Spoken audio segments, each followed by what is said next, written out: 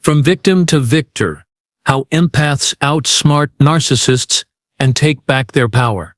There's a moment every empath reaches when the tears run dry, when the words no longer seem to matter, when the heart finally sees what the mind has been trying to avoid. This isn't love, it's manipulation, a carefully crafted illusion designed to trap your kindness and bend your compassion into chains.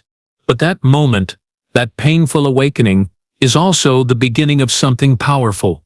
Because this isn't just a story about pain, it's a story about power, about reclaiming what was stolen and standing tall in your truth. Today, we're diving into how empaths, once caught in the shadow of narcissistic abuse, find their way back. How they learn to outsmart the very forces that tried to break them. This is the journey from victim to victor. Empaths are wired differently. You feel deeply. You connect intuitively. You pick up on the quiet whispers of emotion others miss. That warmth, that open heart, draws narcissists like moths to flame. But they don't come to bask in the light. They come to consume it. It usually begins like a dream. A rush of passion disguised as love bombing. Words that charm and promises that dazzle. Rapid bonding that feels like destiny. Skipping all the healthy steps in between. Boundaries get blurred until they disappear altogether. Then the subtle cracks start to show. Gaslighting that makes you question your own memory. Manipulation that twists your reality. Gradual erosion of your self-worth until you don't know where you end and their control begins. Through it all, you believe you're helping, healing, loving enough to fix the broken pieces. You think if you just try harder, understand better, love deeper, you can change the story. But here's the hard truth. The narcissist never wanted love. They wanted control. And control is never given freely. It is taken bit by bit, until you're caught in a web you can't see how to escape. That's the trap. But it's not the end of the story. At some point, the empath begins to feel hollow. Not just tired. Not just overwhelmed, but emptied out, like their spirit is slipping further and further away from its center. There's a quiet ache. Not always loud, not always obvious, but constant. And in that ache, something starts to whisper. Why do I feel like I'm always the problem? Why do I keep walking on eggshells? Why do I constantly second-guess myself, my memory, my reality? These are not just questions, they're signals. The inner voice, the one that's been buried under layers of blame, guilt, and confusion, begins to wake up. And with that awakening comes awareness. The empath begins to notice the patterns, the highs and lows, the moments of praise followed by withdrawal, the subtle digs disguised as jokes, the warmth that always comes with a hidden price. Once the pattern becomes clear, the spell is broken. It doesn't mean the pain vanishes. It doesn't mean the manipulation stops immediately. But now it's visible. And what you can see, you can navigate. What you can name, you can neutralize. This is when the real shift begins. The empath doesn't fight back with rage or revenge.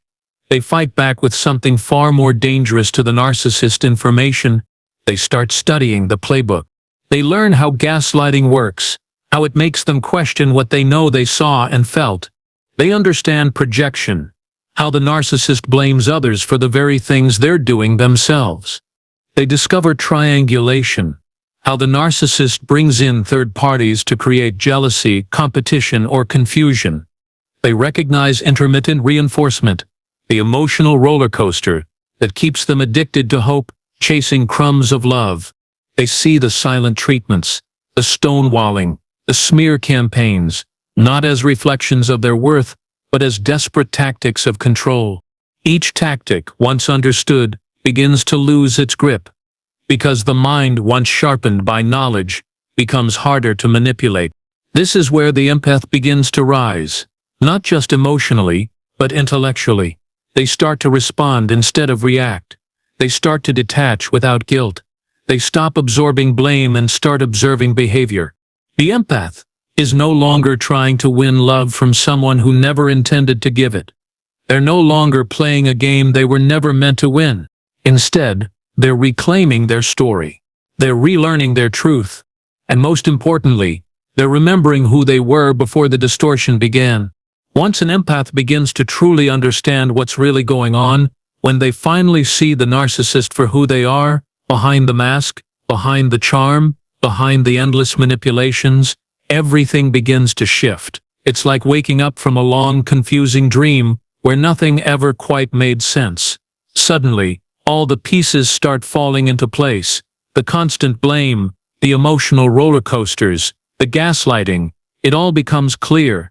The empath realizes they've been stuck in a role they never asked for, a role the narcissist carefully crafted to control them. The fixer, the caretaker, the one who's always wrong no matter how hard they try, the one who's always apologizing, the one who's always giving while getting nothing back. But once the blindfold is off, there's no going back. The empath begins to step out of that role. They stop reacting to every provocation. They stop crying for someone who weaponized their tears. They stop begging for closure or clarity, finally understanding that those things will never come from someone who feeds on confusion. The narcissist lives off chaos and emotional reactions. It's their fuel. And without that fuel, the narcissist begins to weaken. So instead of staying caught in a cycle of trying to explain, to fix, to win their approval, the empath shifts their energy. They stop wasting emotional energy on a person who never had the intention to listen or change. Instead, they start moving with quiet purpose and intention. They get strategic, not cold, but clear, not cruel, but smart. They learn to protect themselves from the inside out. They begin by limiting emotional access. No more open doors. No more easy entry into their inner world. They stop allowing the narcissist to invade their heart and mind whenever they want. They start preparing themselves for the backlash that often follows, like the smear campaigns and the lies spread to friends, family, or coworkers. But this time, they're ready. They've started keeping records. They note down what was said, when it happened, how it felt, not to seek revenge, but to protect themselves if the narcissist tries to rewrite the truth. They don't rush the exit. They plan it carefully. They take time to rebuild their foundation, emotionally, financially, and mentally. Because leaving isn't just about walking out the door. It's about creating a life where the narcissist no longer has control. It's about making sure that when they walk away, they stay away for good. Every step is taken with purpose and strength, even if it feels shaky at first. This isn't about payback, it's about survival. It's about building a life that's no longer built on fear, guilt, or manipulation. It's the first real step toward reclaiming the freedom they didn't even realize they had lost. And with that new freedom comes something even more powerful: knowledge. The empath starts to gather tools that help them stay grounded and guarded. They learn about the gray rock method, how to become emotionally uninteresting and neutral. No reactions, no big emotions, no drama, just calm detachment. When the narcissist gets nothing back, they have nothing to feed on. They start using low contact or going fully no contact depending on the situation. They decide exactly how much access, if any, the narcissist gets. Every message, every call, every conversation is now filtered through boundaries. They set radical boundaries, firm, clear, and not up for debate. No need to explain, no need to justify. The answer is simply no, and that's enough. These boundaries become a powerful act of self-respect and self-preservation. They begin doing the inner work. They find therapy. They read, reflect, journal, and heal. They reconnect with who they were before the manipulation, before the emotional fog. They remember that they had a voice, a spirit, a vision for life that was never meant to be dimmed. They reach out for support. They find others who've walked a similar path, people who understand the pain, the confusion, and the courage it takes to leave. These support systems become lifelines, helping them stay grounded in reality when the narcissist tries to pull them back in. As all of this unfolds, something happens. The narcissist starts to lose their grip. They get confused. They push the old buttons, but the empath doesn't react the way they used to. The narcissist feels the shift. They sense the control slipping through their fingers. Because now the empath isn't just healing. They're getting smart. They're waking up. They're learning how to protect themselves, how to move in silence, how to reclaim what was taken. That intelligence, that emotional clarity, that rising awareness, it's what the narcissist fears most. Because once you can't be emotionally manipulated, their power disappears. The empath begins to take back the pieces of themselves that were scattered. Their voice, their dreams, their peace, all of it starts to return. They speak up for themselves with strength and calm. They say no and mean it.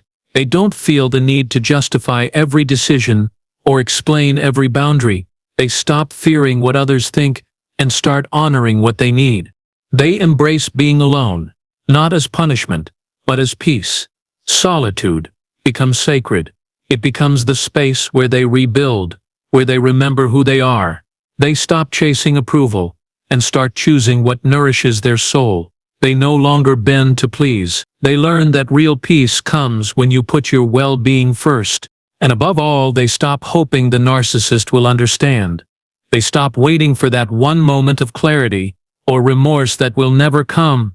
They stop giving their energy to someone who was never truly listening. Instead, they turn inward. They start learning themselves in a deeper way. They begin to ask, what do I need? What do I want? What brings me joy? And they build their life around those answers. They release the need to fix or carry others. They realize it's not their job to heal someone who refuses to do the work. They stop confusing empathy with obligation. They learn that caring doesn't mean sacrificing yourself. They take full responsibility for their own growth, their own healing, and their own happiness. That's when real freedom begins. Not with a dramatic goodbye, but with a steady return to self. A quiet, powerful reclaiming of their own life. A life built on clarity, strength, and peace, not pain. Meanwhile, as the empath detaches and claims their freedom, the narcissist often escalates. They try hoovering, pulling the empath back with false promises or sudden gestures of charm. They issue sudden apologies, hoping to confuse and reopen old wounds. They play the victim, casting blame and guilt in an attempt to regain control. They spread lies, trying to damage the empath's reputation or sense of reality. But now, none of it lands, because the empath is no longer reactive. They are no longer accessible emotionally or mentally. They have stopped being the supply, the fuel that keeps the narcissist's game alive. The game is over, and the narcissist has lost their best player. A healed empath is not someone who walks around carrying bitterness in their heart. Instead, they walk with wisdom, peace, and clarity. They've moved through the storms, they've faced the pain, and instead of letting it break them, they let it shape them. They didn't just survive what tried to destroy them, they transformed because of it. They grew into someone stronger, more aware, and far more protective of their inner peace. Their healing journey wasn't about becoming hard or closed off, it was about becoming clear and intentional. They now know how to protect their energy, without guilt. They no longer pour themselves into relationships that leave them empty. They say yes only when it feels right, when it's real, when it aligns with their values and emotional well-being. They've developed the ability to see through false masks. They no longer fall for empty words or temporary affection. Charm doesn't impress them anymore. Consistency does. Truth matters more than image. They don't chase love. They recognize it, and when something feels off, they no longer ignore it or make excuses. They trust their instincts and honor their boundaries. What once felt like self-protection now feels like self-respect. Solitude, once feared and avoided, has become their sacred space. It's no longer about isolation, it's about renewal. They find joy in their own company, strength in quiet, and power in stillness. They no longer associate love with drama or emotional chaos. They've learned that real love feels safe, not exhausting. Now what they fear isn't being alone, it's being surrounded by energy that drains them, by people who pretend to care but constantly take. They no longer try to fix those who refuse to change. They've stopped shrinking themselves to fit into other people's brokenness. Peace is now their priority, and they don't wait for permission to live in that peace. They create it, they guard it, and they honor it like a sacred gift. This isn't just healing, it's a complete transformation. It's a powerful rebirth. It's choosing to live from a place of strength, rather than survival. They're no longer trapped in cycles of pain and confusion. They've stepped into clarity and reclaimed their power. So if you've ever been trapped in the exhausting cycle of narcissistic abuse, if you felt lost, drained, or convinced that your sensitivity was a flaw, let this be your reminder. You are not broken. You are not too emotional. You are not weak. You are not unlovable. You are intuitive. You are deeply aware. You have a heart that feels what others ignore, and that is your power. You're capable of healing, of rising, of reclaiming your voice and your light. The moment you stop explaining your worth to people who were never capable of seeing it, is the moment you start living from your truth. You no longer beg to be understood. You simply become someone who knows who they are. From being a victim of emotional manipulation, you've become someone who sees clearly, who acts wisely, who chooses peace over performance. You are no longer someone who gives everything just to be seen. You're someone who sees themselves first. That's strength. That's growth. That's freedom. Your story didn't end when the pain started. That was just the beginning of something powerful. You were never meant to stay broken. You were meant to rise, to grow, to become someone who walks with wisdom, who speaks with compassion, who sets boundaries with grace, and who inspires others simply by being real. So, have you experienced this kind of shift? Have you moved from being caught in the grip of a toxic relationship to stepping into your strength as an empath, healed and whole? If so, share your journey in the comments. Your story might be the one that gives someone else the courage to begin their own healing path.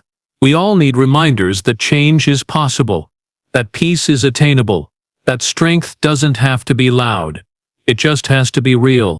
And if this message spoke to you, if it reflected something deep in your heart, don't forget to like this video, share it with someone who may need it, and subscribe for more content that supports your healing and honors your growth. This space isn't just another platform. It's a place for transformation, a space where people who've walked through fire come together to build something better. You're not alone in this. You are part of something meaningful. You belong here, and you are just getting started.